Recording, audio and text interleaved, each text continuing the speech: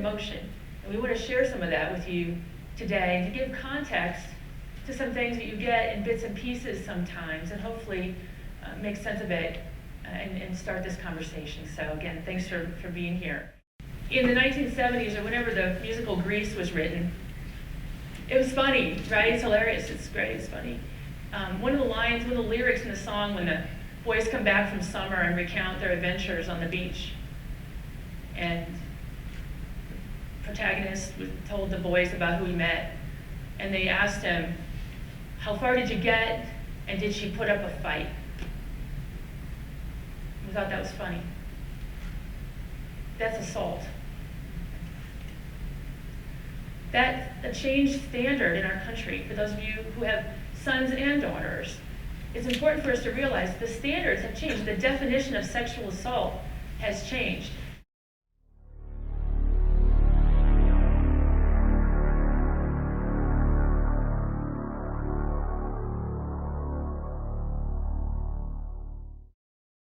Let's take an honest look at ourselves. And realize there's a problem with the lack of respect we show one another. Where derogatory statements are no longer used against one another. Where every person is viewed as a human being. Not an object of desire. I want to create an environment that does not allow for sexual violence to exist. I will not ignore the signs. I want to create a culture where standing up against sexual violence takes priority over the need to feel accepted by my peers. If no one challenges the norms, nothing will ever change. I want to create a culture where people can be themselves. A culture where there will be no stereotypes or judgment put on those who come forward. We will encourage each other to take the initiative to stop those who violate this culture. I'll step into any situation I feel fosters aggression and violence against another person. We will hold each other to the standards we expect from ourselves. I will not ignore the signs. I will make every effort to fix the environment, even if I'm not directly part of the problem. I want to create a culture where respect is vital. We all deserve to be treated with respect. Even if we have different values and beliefs. This is our pledge. I pledge to end sexual violence and the culture that perpetuates it. I pledge to break down stereotypes and victim-blaming tendencies. I pledge to stand up to those who take advantage of others. And let it be known that these acts will no longer be ignored. Because not being part of the solution makes you part of the problem. I pledge to not turn a blind eye to situations that cause sexual violence.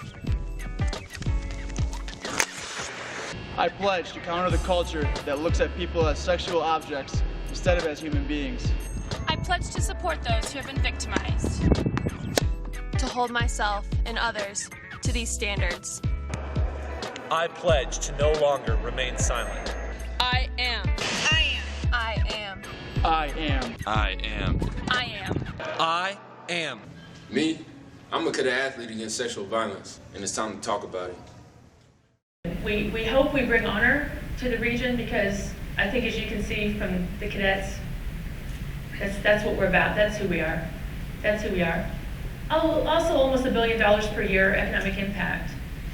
But maybe more importantly, especially after what this region's been through over the last few years with the fires and the floods, is our cadets go out and do 38,000 hours a year of community service. But also to build partnerships like today. We want to make sure you feel as informed as you want to be, as much as you can stand, about your United States Air Force Academy, and to make sure that you realize how much we appreciate being in the neighborhood, and that we want to be great neighbors, and we want to celebrate being part of Colorado Springs.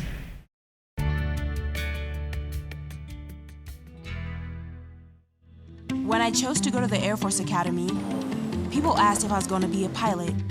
Sure, I could do that. I can also be an engineer. I can be a doctor or a lawyer.